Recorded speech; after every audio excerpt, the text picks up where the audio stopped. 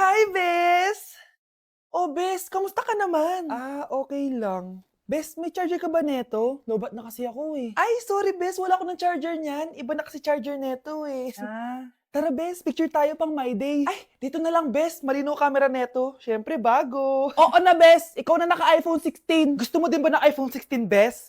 Pwes, sumali ka na sa 33 Multi-Millionaires Dance Challenge para may chance ka na manalo ng iPhone 16. Everyone can join color game. On your phone, it's so fun to play. Winner's got a color game. On the go, there's always a game. One click away, got a lot. It's a lucky day. It's a lucky day. Winner got a color game. Wishes come true if you play. Madali lang pala, Bes. Sige, sasali na ako. Anak, bibigyan kita ng pera kapag naglinis ka dito sa bahay. Gusto ko yan, Nay, para may pambili na ako ng bagong cellphone. Oh, maglinis ka na. A few moments later. Ang sarap talaga magwalis pag may pera. Nay, tapos na po ako magwalis. Ayan, tama yan. Maglinis ka na may silbi ka naman dito sa bahay. Oh, ito, pera. Nay, tapos na po ako maghugas ng plato.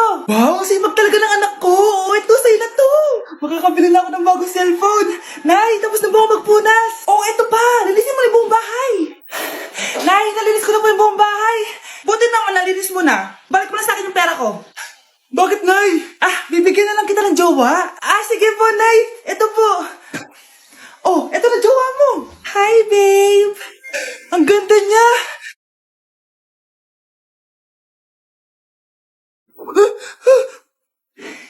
Bakit ang pangit na? Nay, ayoko na nito. Pera na lang. Bawal na. Magpapakasal na kayo bukas. Dapat next week may apo na ako. Ilang anak gusto mo, babe? Hello, Be, tingnan nyo. Kawawa siya. Ano kaya nangyari sa kanya? Rest in peace. Idol ko to, guys. Ito palagi kong pinapanood pag malungkot ako. Ano kaya nangyari? Ang bata niya pang namatay. Sayang talaga siya kasi tinan mo. Binalita siya ng Paw Patrol. Talagang legit to, guys. Nakakaawa siya. Feel ko nalunod siya kasi ito ata yung last picture niya, guys. Tignan niyo, nasa dagat siya. Nakakaawa, guys. Kaya kayo wag kayo magpaniwala sa fake news, no? Oh, 'di ba? Buhay pa ako, walang iya kayo, pinatay niyo na ako agad. Pag talaga nakita ko tong gumawa sa account na to, kukutusin kita, be, ha? Excited ka mamatay ako, mauna ka na kaya. Okay, class. Palakpakan natin si Samantha dahil siya ang top 1 sa klase. Thank you, guys. Mag-aral din kasi kayo ng maayos. Paano nangyari yun? Nag-review naman ako buong gabi, ah. Tama naman lahat ng sinagot ko sa exam. Oh, Scarlett, bawi ka na lang, ha? Ikaw ang pinaka-lowest. Talaga ba, Samantha? Alam naman nating dalawa kung sino talaga yung top 1 at hindi ikaw yun. Ilusyonada ka talaga kahit kailan. Loser! Ang dali-dali lang ng exam, di niyo pa nakuha? Ano bang ginawa mo, Samantha? Bakit perfect ka? Stock knowledge! Wala ba kayo nun? Kailangan ko malaman kung anong ginawa mo, Samantha. Magre-rewind ako. Manda ka sa akin. Nakapag-rewind ako. Ikaw pala ang top 1, Scarlett? Tignan ko na lang kung sino magiging top 1 after neto. Ha? Bawal yun na. Okay, class, start na tayo. Class, magle-lesson na tayo ma'am, bago mo ituloy yan, may kailangan ka malaman. Ano yan, Scarlett? Pinagpalit po ni Samantha yung grades namin sa laptop niyo, ma'am. Kaya hindi dapat siya yung top 1, kundi ako. Ganyan ka na ba ka-desperada, Scarlett? Naiingit ka sa akin, no? Kasi ako yung top 1. Ako ba ang desperada, Samantha? O baka ikaw? Kitang-kita dito sa phone na ginalaw mo ang laptop ni ma'am. Ikaw pala ang top 1, Scarlett? Tignan ko na lang kung sino magiging top 1 after neto. Samantha? Bakit mo ginawa yun? Alam mo bang major offense yun, ha? Sumama ka sa akin. Ipapatawag ang mga magulang mo. Ma'am. Paano nagawa ni Scarlett yun? Alam ko walang tao nun. Paano siya nakakuha ng video? Scarlett, paano mo nagawa yun? Ha? Ang alin? Nakita kita kanina. May hawak kang relo. Tapos, bigla ka na lang nawala. Nakita mo yun, Cheska? Huwag kang maingay, ha? Dahil ang relo na to may sumpa. Ano bang meron yan sa relo mo? Dahil galing to sa... Let's begin the Christmas Anak, enjoy mo naman yung Christmas party nyo. Nay, mamaya ka na. What Wow, is the babe, bagong powerhouse ribbon of the ka. cell? Oo, Hirap babe. naman nito. O ano, BR na lang? Boring mo naman. Wow, naiya naman ako sa'yo, Sheila. Kaya pala palagi kang lumalapit sa akin kapag gusto mo lang sagot. A student, settle down. Mag-exchange gift na tayo. Exchange gift na. Ano kaya to? Ano ba? Huwag ka kayo maingay. Nag-review ako dito, oh. Inaanak eh. Ng regalo. Thank you. Oh my God, thank you po. Oh, class, listen. Dahil Pasko, may special gift ako para sa pinaka-fresh kong anak dito.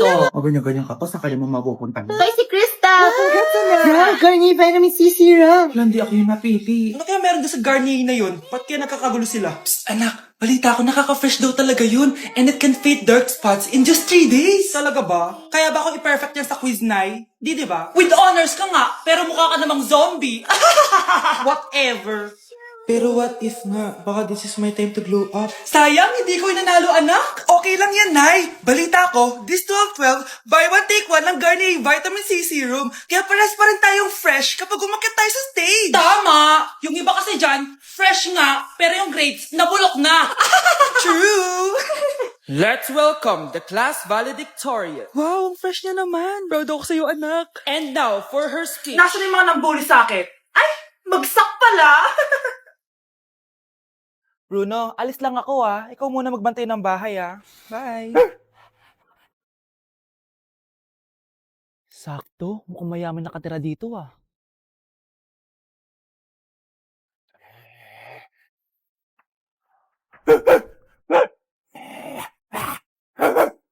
Ano ba naman tong asong to? Doon ka na! Sinipa mo ko? Manda ka sa akin. Mamaya ka sa aking aso ka. Oh, ano ka ngayon? Deserve. Oh, bilhin mo na tong gamot. Ha? Para saan? Para di kumalat yung virus din sa katawan mo. Kung hindi, magkano pa yan? Mura lang, 1,000. Ang mahal naman. Eh, di bahala ka sa buhay mo. Oh, ito. Thank you. Check ko muna, baka peke to ah. Okay, eto na. Humanda ka sa aking aso ka! Halika ka ditong aso ka! Ikaw naman kakagatin ko!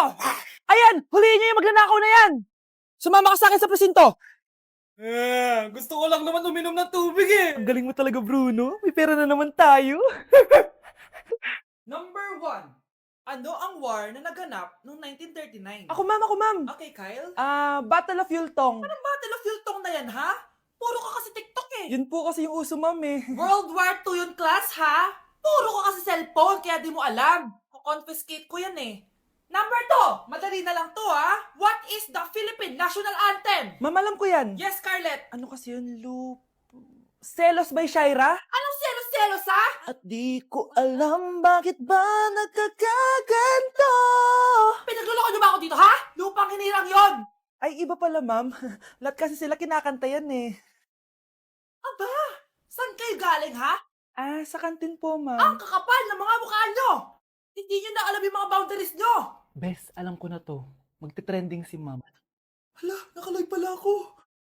Trigger warning, kung takot kayo sa tahi, huwag niyong papanoorin to. So may nag-comment, bago ko sagutin yan, gusto ko lang sabihin na Happy New Year everyone! Tapos na yung 2024. So, answering the question, ano po yung nasa labi niyo? Tinahi po yung labi ko. Ang ginawa pong surgery sa akin is lip reduction surgery. So, pang 5 araw na to guys, and as you can see, hindi ko na ilalapit kasi baka matakot talaga kayo. Bakit ako nagpa-lip reduction surgery? First of all, siguro lahat naman tayo may insecurity. And kung di nyo napapansin, malaki talaga naturally yung labi ko. Mas malaki yung sa taas compare sa baba. So, hindi siya proportion. Actually, dapat hindi ko na siya itutuloy. Pero may isang bagay kung bakit ko siya tinuloy. And yung number 2 reason ko is palagi ko siyang nakakagat whenever na kumakain ako. So, dahil nga malaki yung labi ko, marami laman sa loob.